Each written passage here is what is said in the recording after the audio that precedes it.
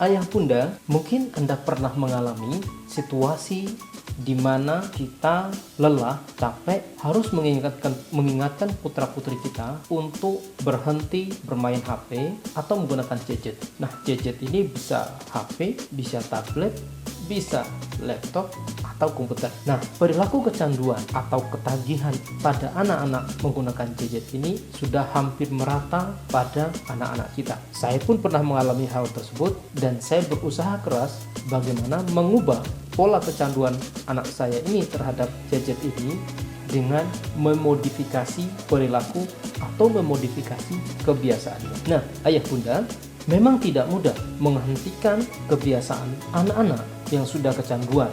Efeknya adalah anak-anak akan selalu merasa tertagih atau ketagihan untuk menggunakan gadget dalam durasi yang panjang dan berulang. Pertanyaannya ya bunda, mengapa sih anak-anak kita ini suka sekali dengan gadget dan bahkan tidak mau berhenti menggunakan gadget? Jawabannya adalah karena pada saat anak-anak menggunakan gadget, dia mendapatkan dua hal.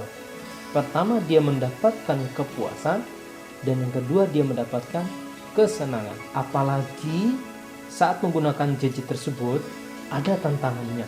Contoh, bermain game. Game yang memberikan stimulus atau rangsangan untuk naik pada level tertentu, mencapai kesulitan pada kondisi tertentu, atau mampu menguasai hal-hal tertentu di dalam game tersebut, maka akan membuat anak semakin tertantang, terangsang untuk bermain game dalam durasi yang panjang dan berulang. Nah, ayah bunda, kalau sudah demikian, maka si anak dapat menghabiskan waktu berjam-jam sehingga ia kehilangan waktu untuk belajar, beristirahat, bermain sama teman, bahkan berkumpul dengan keluarga. Pertanyaannya ayah bunda, mungkin nggak perilaku demikian bisa diubah atau bisa dibentuk kembali? Jawabannya bisa iya, bisa juga tidak.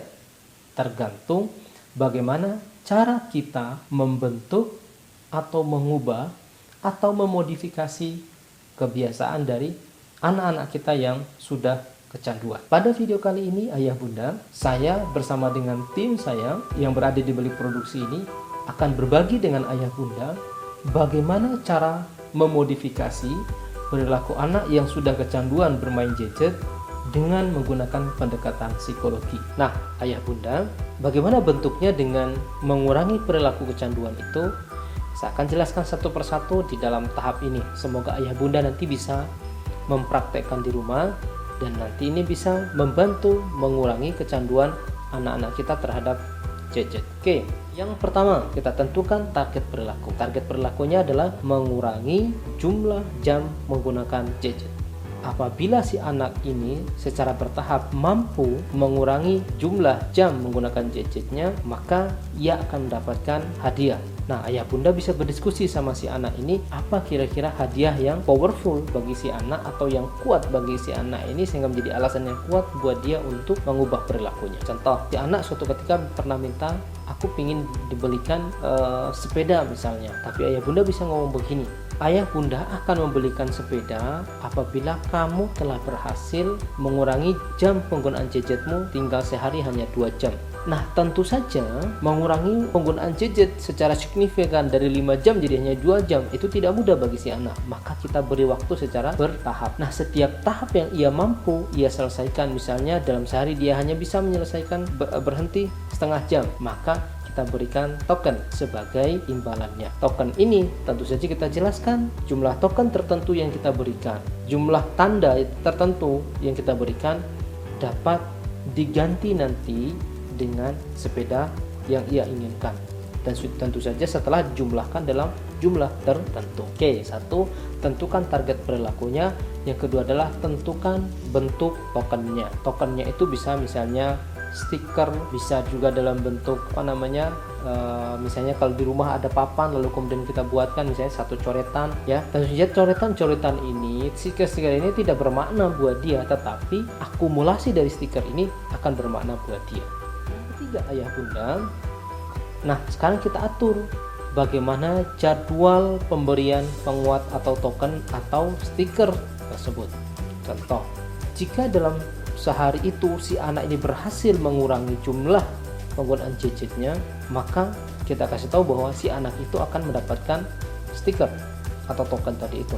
Seketika setelah dia berhasil mengurangi jam menggunakan gadget itu, maka di samping kasih kita token, kita juga kasih dia pujian sebagai penguat dari token yang sudah kita berikan.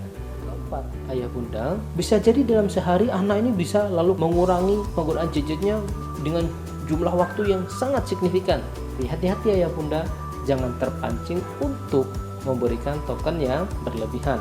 Oleh karena itu, harus bisa ditentukan dalam sehari ayah bunda hanya akan berikan token atau stiker jumlahnya berapa. Misalnya dalam sehari dibatasi hanya 3 atau 5. Itu terserah ayah bunda jumlahnya.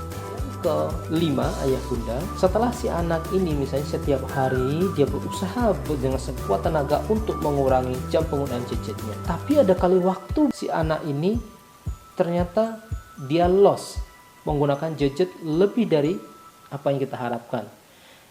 Kemarin dia berhasil mengurangi setengah jam, ternyata hari ini justru penggunaan gadgetnya bertambah menjadi lebih tambah setengah jam lagi.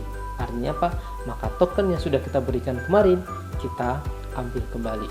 Ini juga perlu dijelaskan kepada anak-anak kita.